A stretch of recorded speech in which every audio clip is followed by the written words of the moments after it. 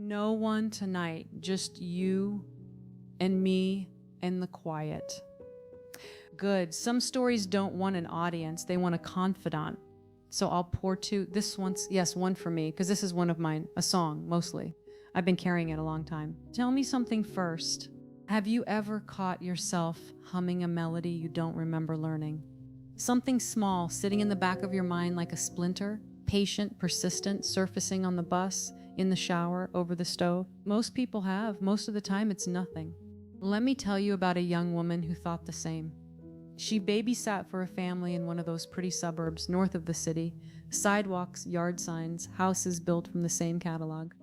A mother with a book club on Thursdays. 2 children. The boy was easy. He read himself to sleep with swords on the cover.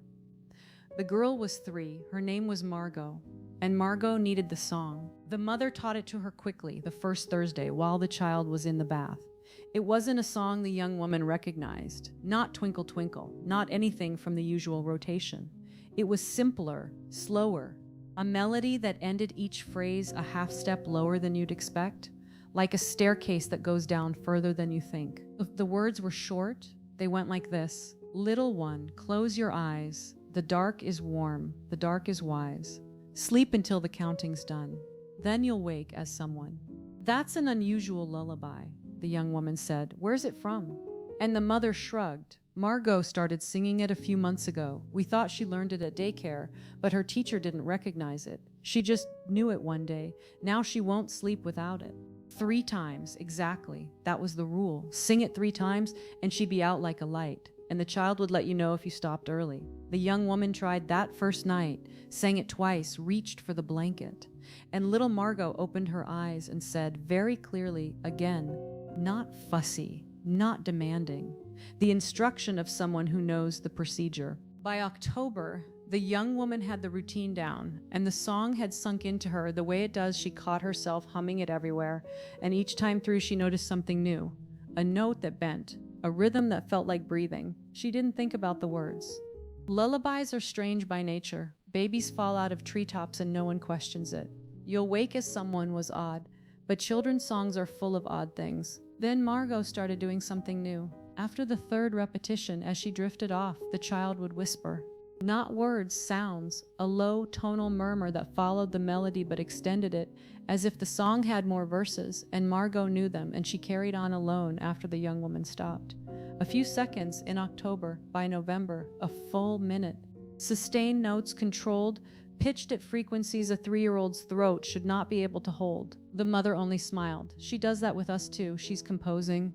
Kids are creative. It doesn't sound like a child making things up, the young woman said. It sounds like she's reciting something. She's 3, she can barely say spaghetti. And they laughed, and the young woman let it go. People do, you know. They laugh and they let it go. It's how most of my stories are allowed to finish. But this young woman, she had a thread of stubbornness in her. In November, she began to record it, held her phone by the pillow after the 3rd verse, and let it run. The recording was clear. The whisper, sustained and musical, following a line that opened the lullaby into something larger. Not random, it had structure, phrases, repetitions, tension built and released, the way composed music is. She played it for a friend, a music professor at the university, and the professor listened with her eyes closed. Once, twice, a 3rd time. Then she asked, "Where did you get this?" A 3-year-old I babysit. This is a pentatonic scale, very old tonal systems, pre-medieval. Some of it sounds like throat singing, Mongolian or Tibetan, but the structure underneath is Western, 2 traditions layered. She took off her headphones. The microtonal intervals, the quarter tones, they're not in any living tradition I know. They exist in theoretical musicology. In descriptions of ritual music we have no recordings of because they predate recording by centuries. And then she said, you sing this to her every Thursday, 3 times, stop. What? The way the melody descends half step by half step, it isn't calming music, it's induction music. It's built to open a pathway. And the fact that a 3-year-old is extending it, that means the pathway is open. Whatever the song was meant to call has been called, and it's teaching her the next part. She didn't stop. Of course she didn't. Thursday came and Margot stood there in her pajamas with her favorite book and those wide, waiting eyes. And you don't break the routine with a 3-year-old. So she sang 3 times. But she watched now, and what she saw was this. The child's mouth forming shapes a child's mouth shouldn't form. 2 tones at once, a low hum beneath a high whistle, layered. The exact technique of Tuvan throat singing, produced by a girl who had never heard anything but cartoons. The song was teaching her to make sounds her body shouldn't be able to make. And her body was learning. In December, the young woman found the song.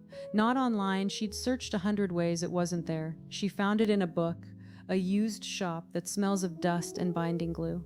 The folklore section, she couldn't say why she went there.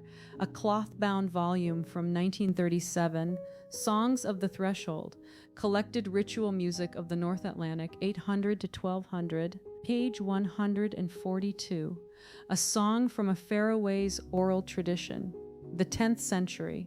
The scholar called it a calling song, performed by a designated singer, typically a child, to invite passage across the boundary between the living world and the spaces adjacent to it. The melody in modern notation was the lullaby. Exactly every note, every descending half step, and the scholar's last note in his own hand. The practice was said to result in the child becoming a vessel.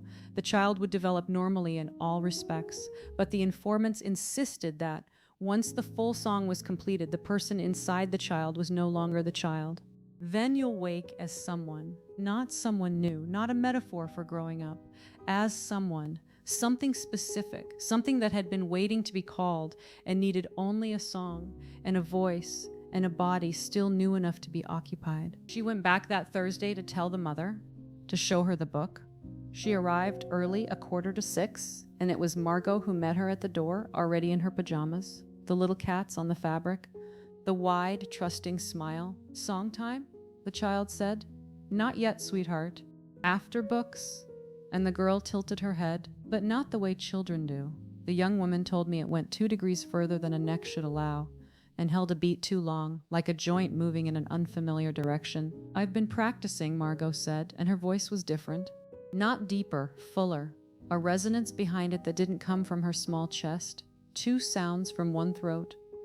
"Practicing what?" "The rest of the song. I almost know all of it. A few more times and it'll be done." "How many more times?" And the child held up one finger. The mother came down, cheerful, kissed the girl's head, and left. The door closed.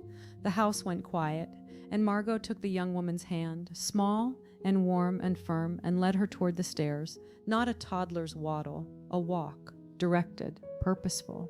The walk of someone who knows exactly where they're going, because they have been going there for 1,000 years. "Song time," the girl said, and the young woman picked her up. The child put her head on her shoulder. She smelled of baby shampoo and toothpaste. And the young woman leaned close, and she whispered the only question that mattered. "Are you still Margot?" And the child was quiet for a long time. And then, softly, in a voice that was hers and not hers, that came from her chest and from somewhere behind her chest, from a space that should not exist inside a child, mostly. She didn't sing the song. She put the girl in her crib, read the 2 books, turned off the light. And Margot didn't ask, didn't cry. She simply lay in the dark with her eyes open, watching, patient, the way a thing is patient when it knows that what it wants is inevitable, and the timing is only a matter of finding the right voice at the right moment. The young woman quit the next week. "A scheduling conflict," she said. And on the phone, the mother told her, fondly, she's been singing it all on her own now. The whole thing, all the extra parts. She sounds incredible. It's like she's a different person. And the young woman hung up the phone and threw the book away, and deleted every recording, and she does not babysit anymore. The song is finished. Whatever was being called has been called. And somewhere in that pretty suburb, in a house with sidewalks and yard signs, a child sleeps soundly through the night. No more lullabies, no more fussing, no more needing to be carried up the stairs. She woke as someone. Her mother says she's never been better. "You've gone quiet. Good, you should." Here's the part the young woman never understood, the part that keeps her on the edge of sleep 8 miles away, even now.